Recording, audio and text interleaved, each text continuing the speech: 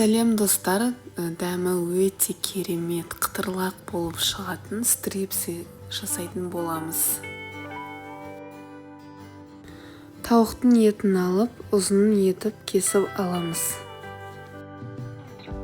Еттерімізді енді маринадтап аламыз. Біздерге қажет ұн, тұз, паприка және де чеснок. Жақсылап араластырып аламыз.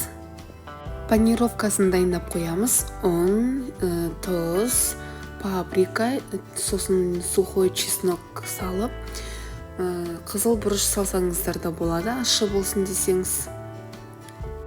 Барлық сухой сместі араластырамыз. Суымызға тауықтың еттерін салып араластырамыз. Жаңағы дайындаған панировканың үстіне салатын боламыз. Еттерімізді панировкаға араластырып болған соң, қызып тұрған майда қуырып аламыз қызарғанша.